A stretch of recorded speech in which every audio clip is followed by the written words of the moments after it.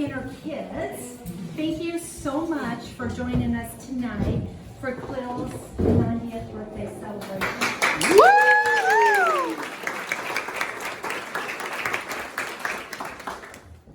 So I know Cleo is the best gift to her tonight and for her 90th birthday is your love, your support, and your friendship over the number of years. So from one of her children, thank you very much for being so kind to Cleo for all of these years.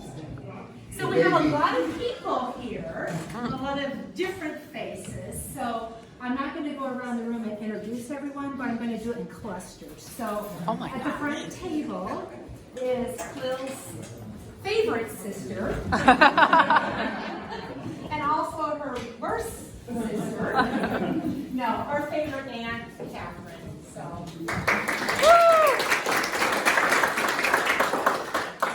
And as far as Cleo's children, I can't figure us out. Raise your hand. We all kind of look alike.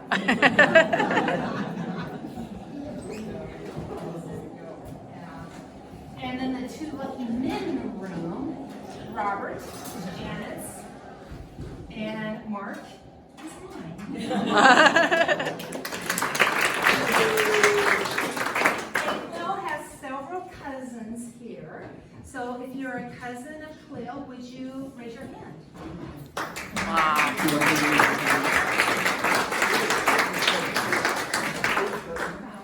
Second cousin. Or a second cousin. Third cousin. Actually, let me say this. Before we have one in Hordville. Everyone thinks Skinner is a huge family. We really aren't. But I'm happy to say we have one Skinner relative here, our cousin Julianne and her husband.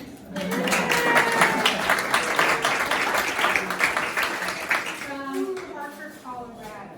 And obviously Cleo has a huge family.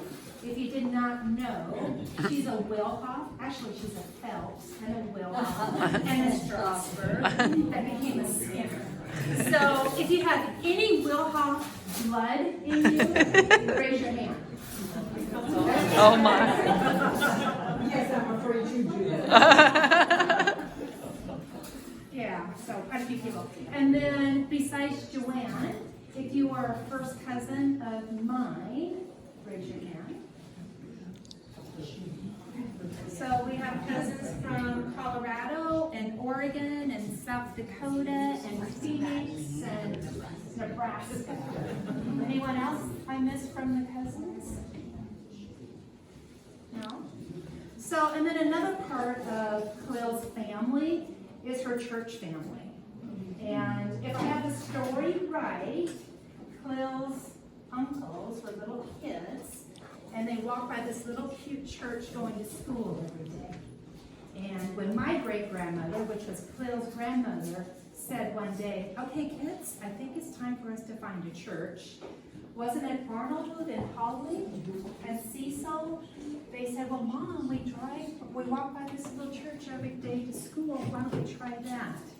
And that became our home church, Christ Episcopal Church. So, huge part of Cleo's family and our family. So, if you're from the church, please stand up. Ooh, ooh, we can honor standing up. Ooh.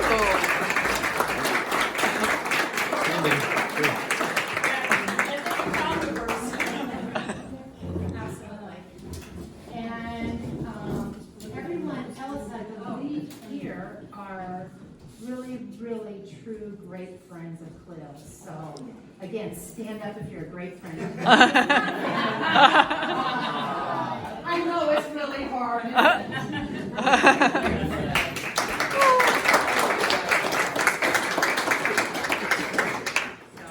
Again, thank you so much.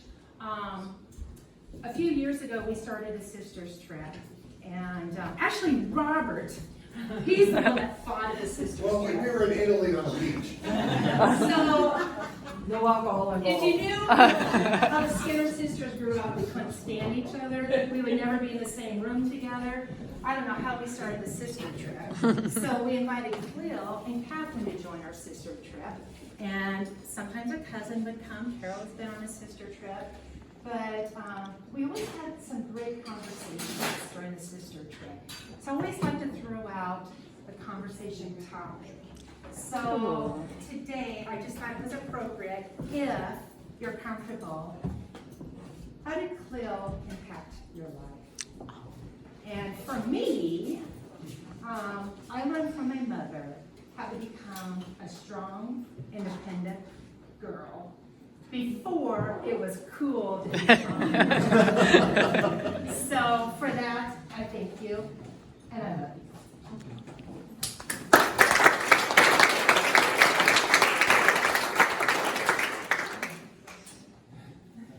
So enjoy dinner.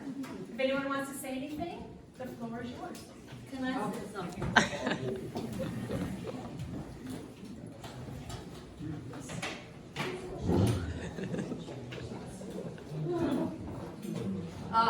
I'm Mary Wilhoff. I have another name now, but when I'm here, I'm Mary Will, and this is another Mary Wilhoff. So there's two of us, which is really good. I and my sister Martha grew up next door to Catherine and Cleo, and one of you babysat us.